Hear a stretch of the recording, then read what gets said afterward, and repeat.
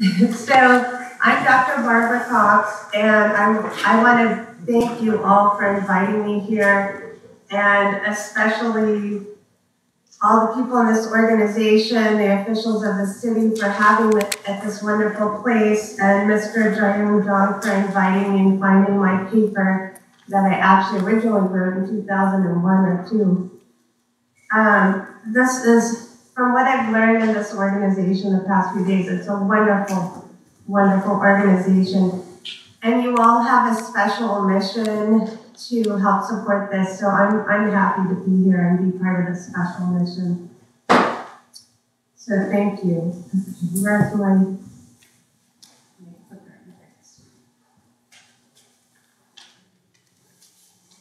So just a quick bit about me. I worked for the government from about 1990 to 2001 for the U.S. Department of Defense as a bureaucrat. I was in the civil service. And then I shifted from at about 2001 to the present time as a consulting firm where I work with applied psychology to help organizations run better using applied psychological principles. And the case I want to use to talk about today is, it's a historic-based transition that I worked on to a planned community. So as you see here, this upper picture, this is a picture of Hamilton Air Force Base. And it was originally a bomber installation, I believe in the 1920s. Of course, that was before my time. And it became a fighter pilot base in the 40s, and eventually the Air Force ceased activities in the 70s. And at some point it was transferred to the Navy and just became kind of a dormant military base. And so some of you may know that in the late 1990s through the early 2000s, the US went through consolidation of their Navy bases. It was called the Base Realignment and Closure Act. So they were actually mandated to transfer the non-used military bases to public-private partnerships. And I was involved with a group of people on a small part of that in this Navy base, converting this base here to what is the present day work, live, mixed-use community. So you can see, it's kind of cool that I got to see this from beginning to completion, because when I was working on it, we actually got the contract to take care of it in the middle of the process. So I was involved in all the community meetings and getting the information out into the public and calming them down and using my psychology tools to see that we're all in this together and we're trying to convert the base into something useful for the community. And it was no small feat. So I've really condensed everything we did over several years, and I'm happy to answer questions afterward on the details and the specific tools that we use to help involve the community and make it a more participatory process, because it was mandated by federal regulation and military regulation, so that the public surrounding the community wasn't in fact involved in the regulatory process, but they were involved in the transition process, because we wanted them to feel like this is something they could all use and be part of and be proud of. And so you'll see the hangar here. This is the new version of it, and it includes a library, a community center, a museum, hiking trails, businesses, and residential homes. There is also an ecological reserve for some birds and some wetlands, so that's exciting. So I was involved in the early 2000s, and then our contract finished up through the government contractor, and another government contractor took over from about 2003 to 2006. So it was very exciting for me actually to pull this project together for the talk today to see, oh wow, it really did, it got finished. It was such a big project, and as I'm sure some of you know, that working for large organizations can both be exciting and frustrating, because we had all these requirements and laws that we had to follow, and the community surrounding didn't always understand what those were, so it was up to us to convey it in kind of a community-based language so they feel like they're on board and part of the whole process and they're valued.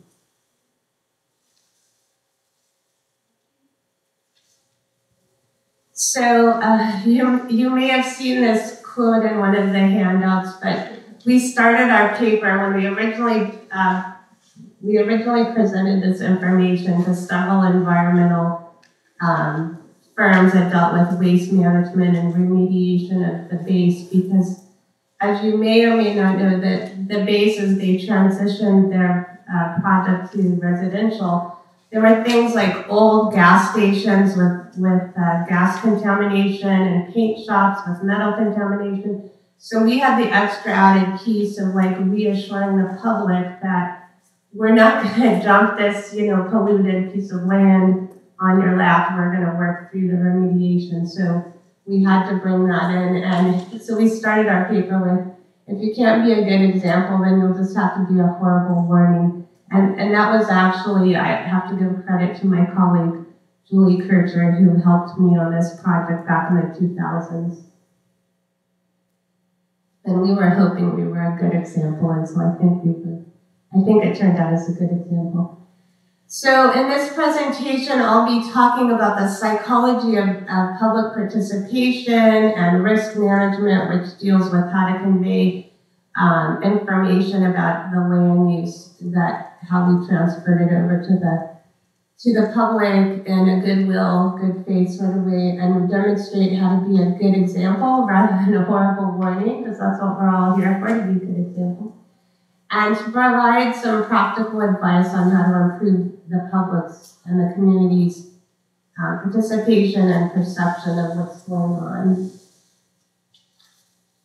And so some of the factors that from psychology that apply to heritage management is that the public's perception is the public's reality. It doesn't matter in reality what you're doing. We found if the public had a negative perception about what was going on, then we had to do some mitigation of that. And one of the key pieces of that I found was we had to make good relations with the media and make sure we had somebody that was neutral and presenting what was really going on. And not presenting kind of hoopla to like make the news. So I listened in on the journalist workshop on Tuesday, and if there are any journalists here, I would also love to chat with you more about what we did to work with the journalists to get them on board with us, and that's kind of out of the scope of today's talk. And also, of course, the communicator's knowledge, preparation, and practice is critical. And that if I were to boil all this research down, I'm going to talk about some of the specific research, but don't worry about the specifics. Really, it boils down to trust and credibility is the goal of all communication. And how I relay that to people is that, when you go in, whatever level you're at in dealing with people, whether it's a regulator or a civil servant or some other function, it's like you really have to tune in with the mission, and that's why I stress the special mission of this organization is that it is really, as one speaker said earlier, the goal is to instill peace in the hearts of men and women from the UNESCO mandate.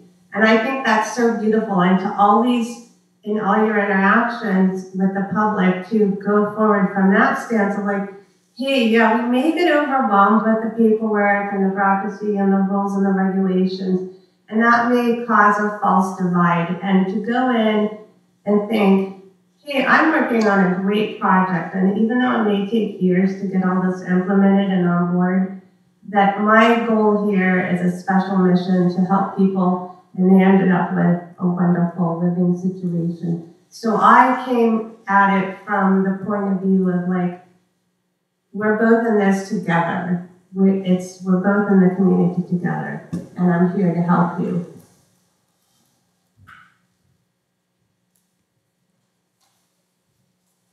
And there's a bunch of real detailed research on this, and I'm not going to go into super detailed. But one of the studies showed that there are 5 components that determine perceptions of trust and credibility. Is the communicator's level of confidence, objectivity, fairness, that they feel like you're a neutral party, that you're not on one side or another, or us versus them, and also consistency, that you say what you're going to do and that you do it and you follow through. And kind of a generic concept of goodwill, but they have a sense that you empathize with them and you want their best, the best for them.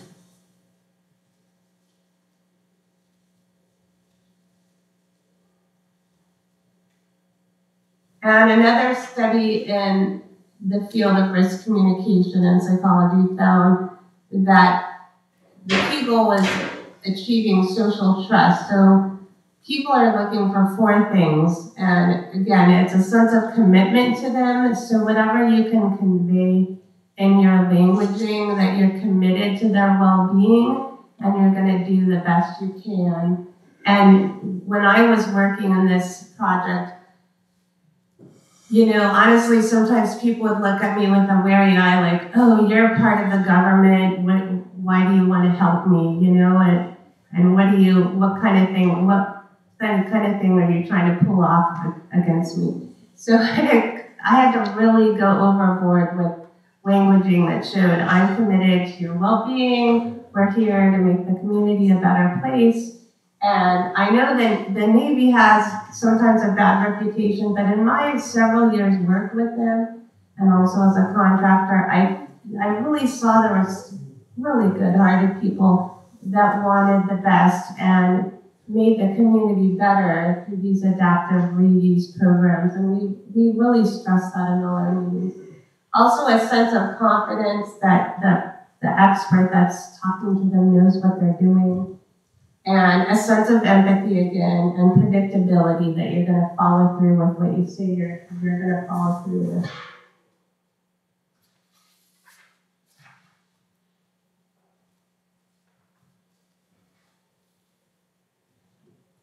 And one of the main things the research shows is that anytime you withhold information or you minimize impact of something, that reduces credibility. So we found that it was psychologically more important to be upfront with any changes to the landscape or the environmental impacts of the project or how it was going to affect them personally.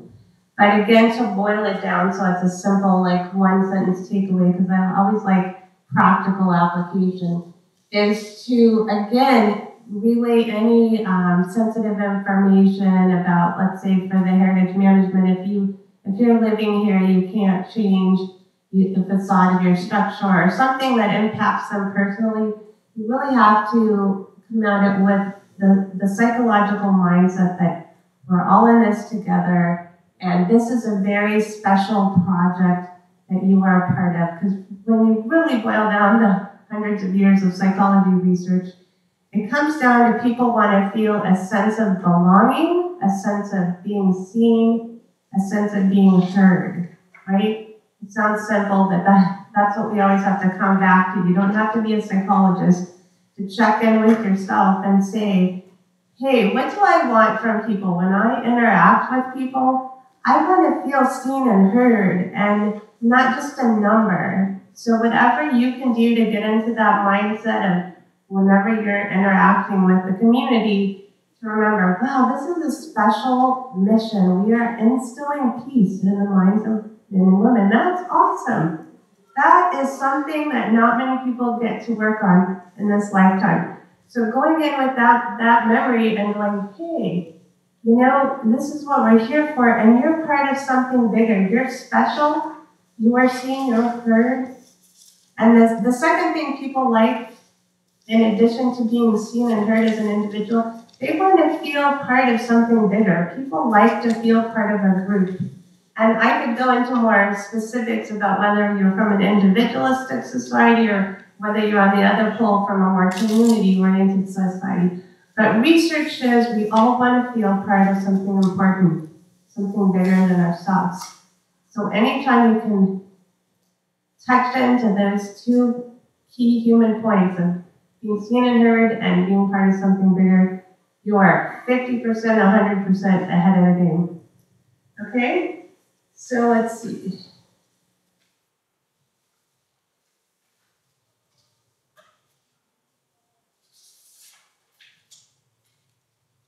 So some of the specifics that we found, we were running these meetings that were called restoration advisory boards.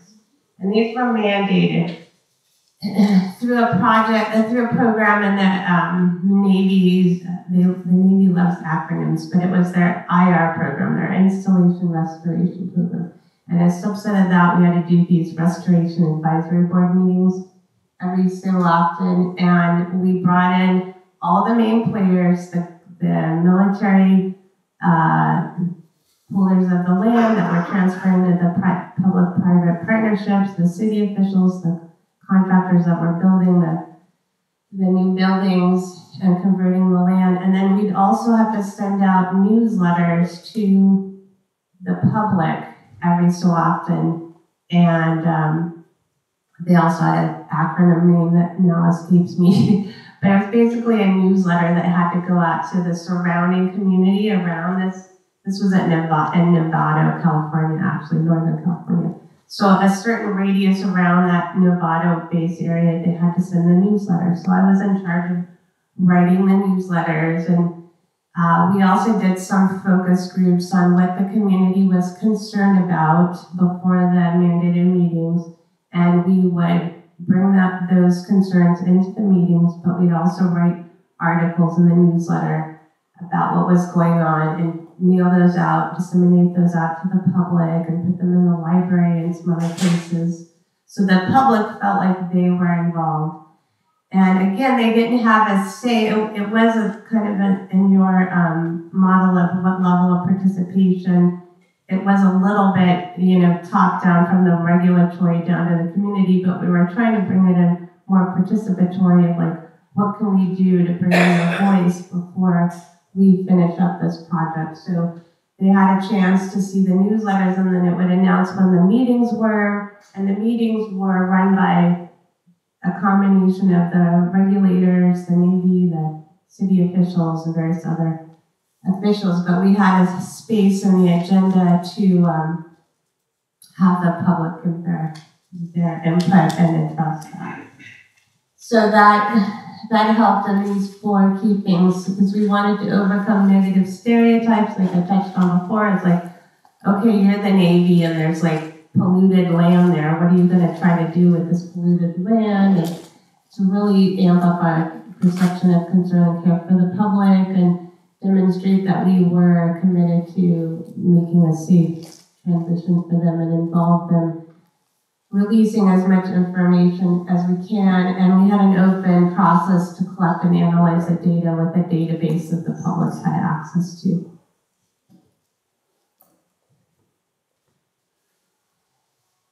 And so we had a couple of tactics we found that helped develop and instill more credibility in the public. It's like, don't make false comparisons, like, for instance, like the amount of cleanup on the Navy base for a base gas station is going to be a lot more worth than if you had some old residential neighborhood that you were putting in a new infill project. That's not the same comparison.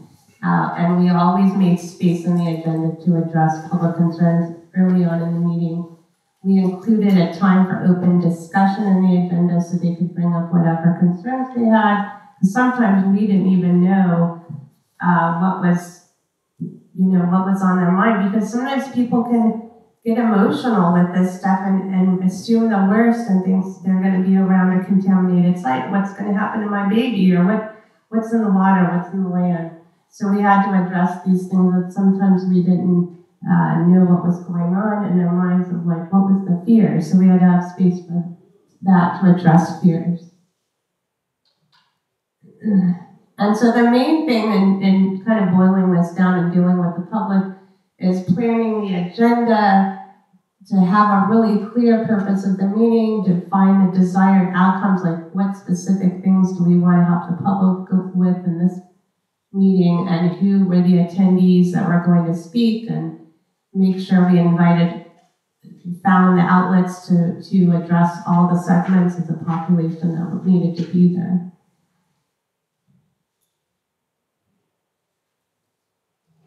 And this gets more into detail. I'm going to kind of rush through this, but we always determine a facilitator, and that rotated every month to kind of have some neutrality. So we determine the meeting roles of all the regulatory and city participants. We said at the beginning of the meeting, we are here for you and the public, and that we are really encouraging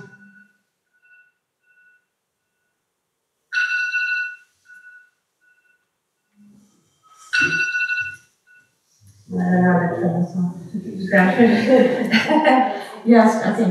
Like 20 minutes goes really fast. A several-year project, and I have to condense it in 20 minutes. So we said again and again, at the beginning, throughout the meeting, we are here for you. That's key.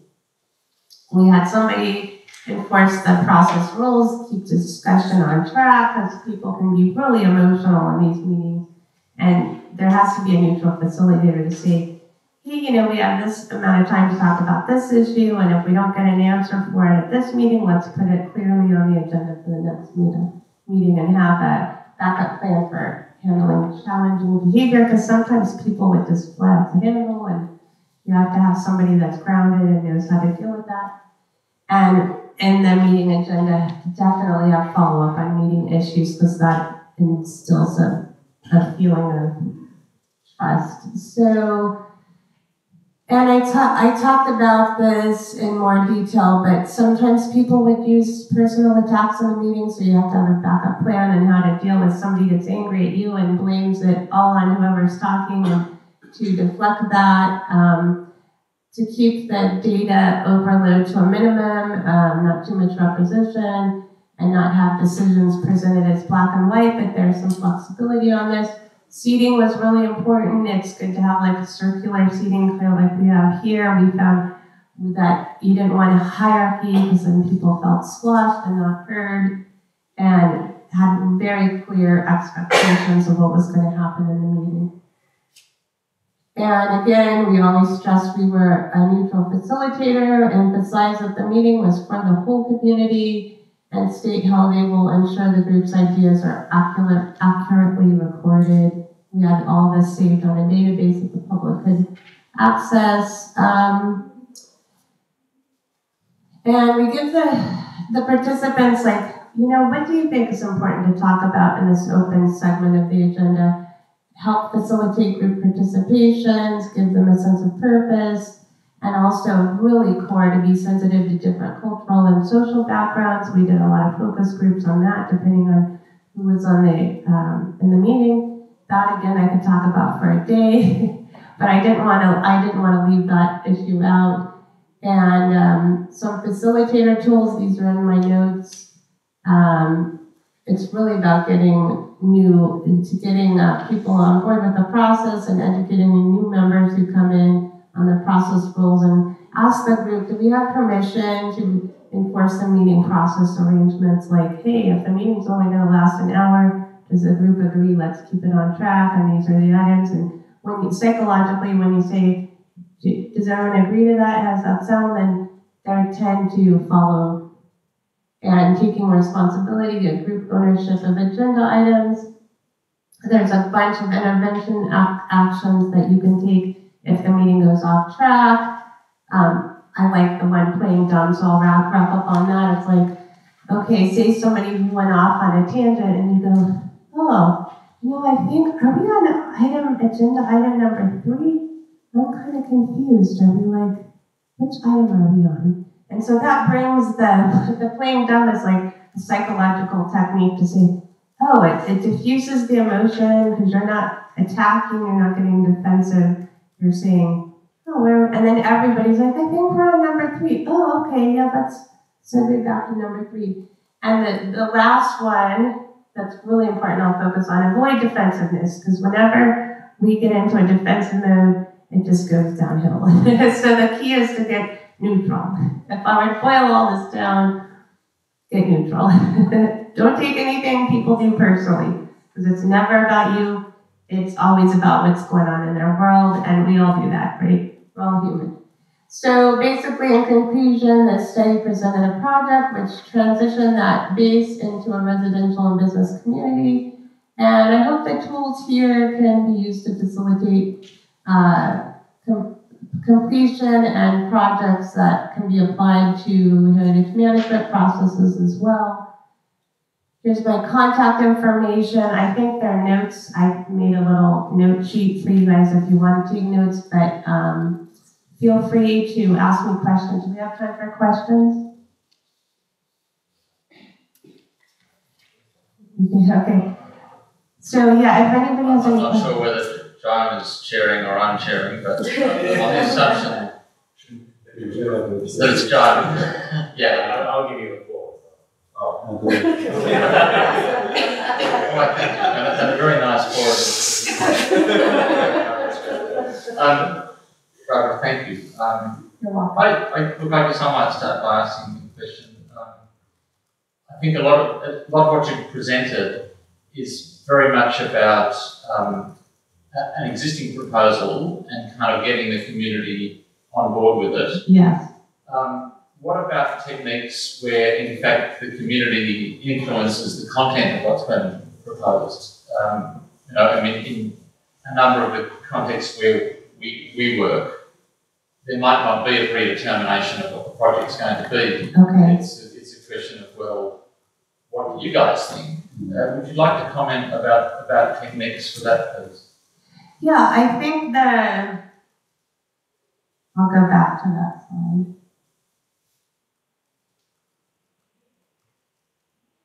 I think that these techniques, and there are more in my notes, I believe, that they still work. They're basic psychology, whether the public's coming in after the project's already decided or at the beginning. The project actually, I might have misrepresented, it wasn't totally nailed down in stone. It was, we have to transition this land and how are we going to do it?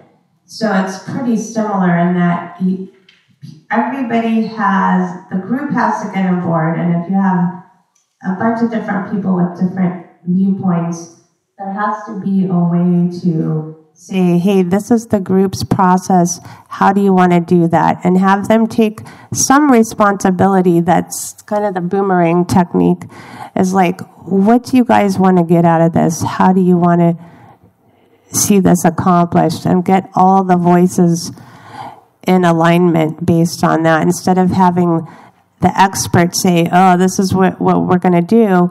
We put it out to the community. So they did, in fact, shape the process a bit and showing them that they're shaping it. They're there. They're going to live there. So they are going to shape it. And needing to regain focus, because when you have 10 or more people in a room, you know that if there isn't a facilitator that regains focus of like, okay, get the group to agree, what's our focus, what's the main piece we need to work on today, and go in small incremental steps, because how do you eat an elephant? One bite at a time. But the group has to take agreement that, yes, we're going to have somebody regain the focus. Because if everybody runs the group will go nowhere. So I find it very important to have a facilitator, and then go into a state of neutrality. I think those are the key, because people have different agendas and emotions, and having the facilitator be neutral is very key. Does that help answer your question? Thank you. I think there is a question from Niels. So I understood the main component of involving the people who lived there, the residents, had been the meetings. Did you use any other formats to make them possible to get their voice heard, to get in contact with them? Yes. Before I was there, before these official regulatory meetings were held for the whole entire neighborhood. They had many focus groups where they'd go out. That contractor before us went out and pulled the community and different key decision makers and different. In Northern Cal, there's a lot of different cultural groups, so they'd have the focus group focus on each cultural group and see if there are different concerns based on different areas, different cultures, different key players, and then they brought in all that information and analyzed it, and then we did the general community meetings and also had the newsletters go out.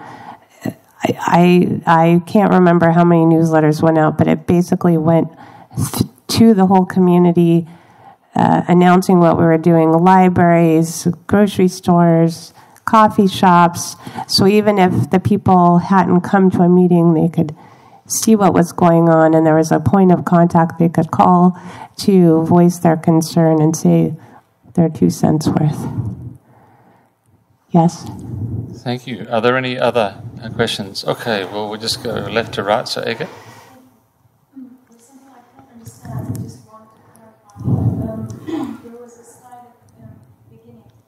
Would you mind using the microphone, please, Ege? That's okay. Hello, thank you. I just wanted to clarify the sentence you had, the big sentence at the beginning. Research shows that withholding information and minimizing impact reduces credibility. And by minimizing impact, what do you mean? I couldn't quite understand. I mean, it could be interpreted in different ways, so... Yeah, let me get to that. Well, for me, this could be used in many different ways with heritage management, because I assume I'm just learning the heritage management as I get invited. I'm assuming every city has their different issues and different processes. But for us, that if we didn't, let's say, we found out the contamination at a site was higher than we initially announced, we didn't gloss over that and not tell the public. We had a whole process for putting out an extra newsletter, disseminating that, having another group, an extra group into the process, and making sure the media knew, because if the media caught on to something and we found out, oh, there's more contamination at that site than we initially thought, and the media publicized it, a lot of times, unfortunately, it would be negative. I was here at the journalist talk on Tuesday, and they were saying how the number one thing reported in the media is negativity and violence. So they would take it and be like, oh, the Navy's hiding this thing from you, and you better get rah, rah, rah up in arms. And it just, nobody I found was being secretive. It's just, there's so much information and trying to get it out in a timely manner and not go, oh, let's forget about that. Let's not talk about that issue because it's, they'll find out about it at our next meeting. No, if there's something, yeah. You could also use the synonym dismiss it, perhaps, or downplay it. Yeah. Now I see. Okay. Does that make sense? Thank you. Because sometimes we think something is not that important, or we get busy with in bureaucracy, there's so many forms and paperwork I had to fill out and stuff that I had to do to keep on track. And if something came up and then we thought, oh, we're going to talk about that next month, it's okay.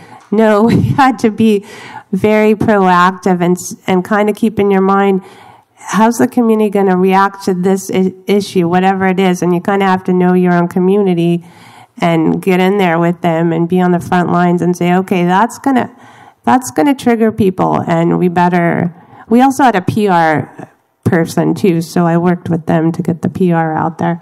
But yeah, does that make sense? Okay. Thank you. And Han.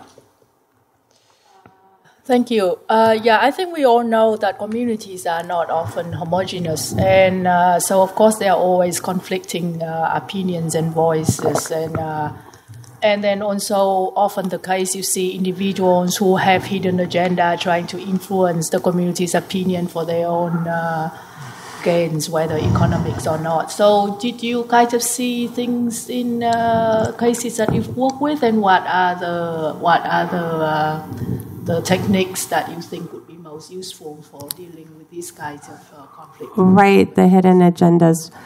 I have to say, during my years there, I didn't feel like it was hidden agendas so much as fear. But as in my work as a psychologist, I'd say if people have hidden agendas, then kind of using that playing dumb approach of like, hey, we're working on X subject, and, what do you think about that? And kind of bringing the hidden agenda up, and then having the group be the one to call accountability, not the facilitator, not to have a fall guy. Does that make sense?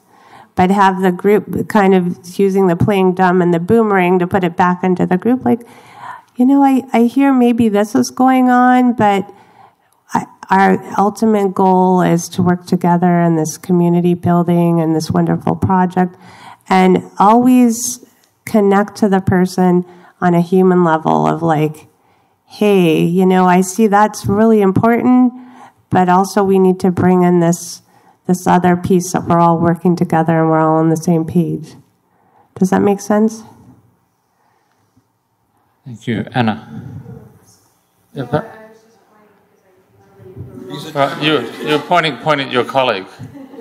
Right. I'll just look around there myself. Anna.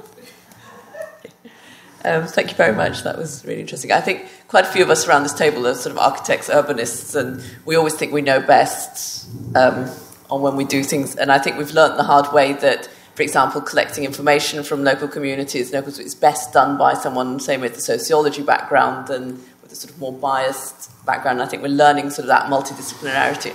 And I think the sense I've gotten from you today is also that we need to be open to maybe other professions to support us and help us when we do these sorts of exercises, because we come into it from our very, in a way, technical, professional way.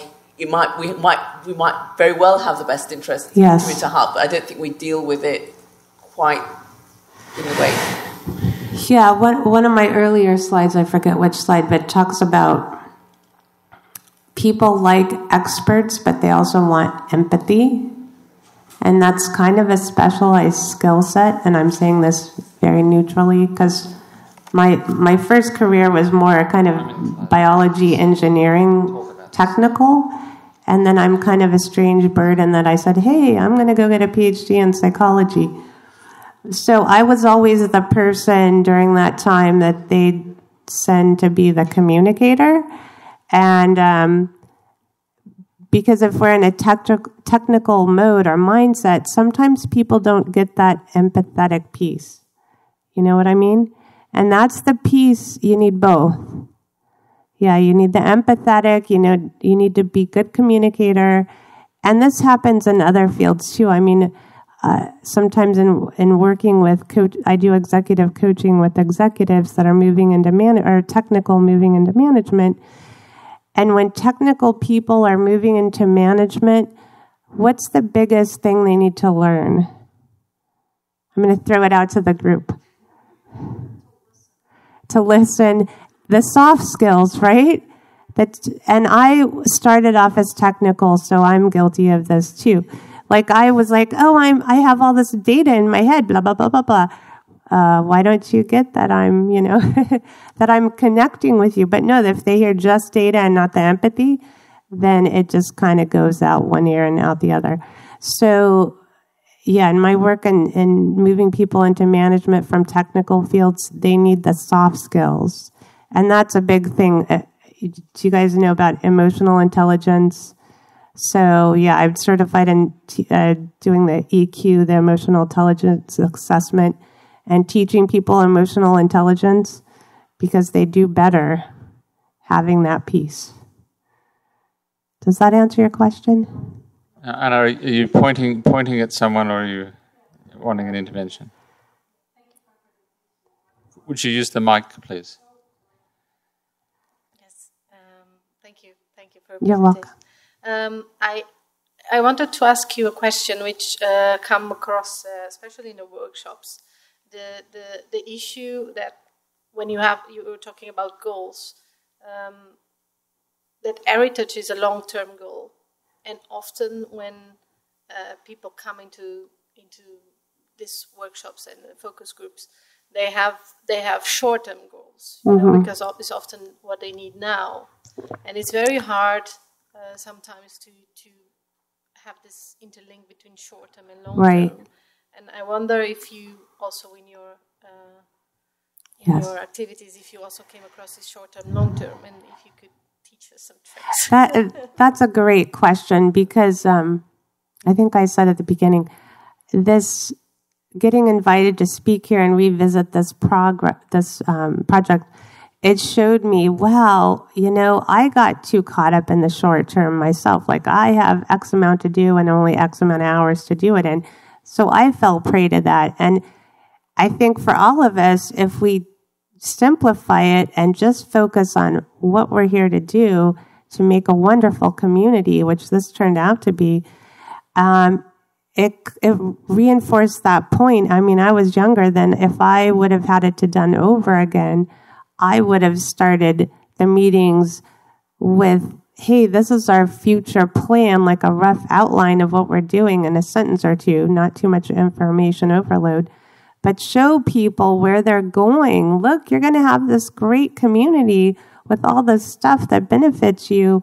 That's why we're having these boring meetings, you know, and inject some humor into it. Humor's been shown to do great things at judicious points, but to show them this is why we're here. We're not just running endless meetings to drive you crazy.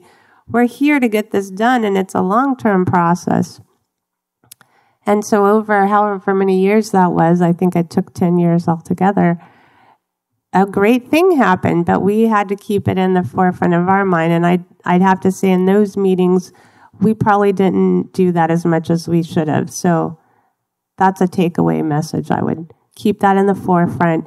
And also, just to kind of wrap up, I would say to take all this information and know that you don't need to be an expert in all this, but to go in to any connection you have, any time you're meeting with the community, to think of in your time, it's all a state of mind, right? So go back, take a moment, take a deep breath before you do something, especially maybe tense, or to think, when was a time I really helped somebody in this process and I felt great about it? And just think about that for 10 seconds and go, oh yeah, I really helped this person. I feel great about that. That's a state of mind, right? Simplify all these 20 slides or however many were there. You don't have to remember all that. Just think back. Get a gut feeling. Hey, I did a really great thing there. I helped somebody. I made a difference. We can all get in touch with one of those moments, right? I'm going to have you raise your hand. Who can get in touch with one of those moments? Yeah, good. So, and then going in and kind of anchoring that in your psyche, just be like, oh yeah, that moment when I helped that person. So this new person, this new meeting, this new group, same thing. I'm going to have that same state of mind that I've already helped them. Be in the end state, be in the final state, as if it's already happened. Does that make sense? Any other questions? See, I said I could talk about this all day. Well, the good news, Barbara, is that you'll have an opportunity to interactively as we continue the day together. But pending that, could I please invite everyone to thank Barbara for her presentation? Thank you. Thank you so much.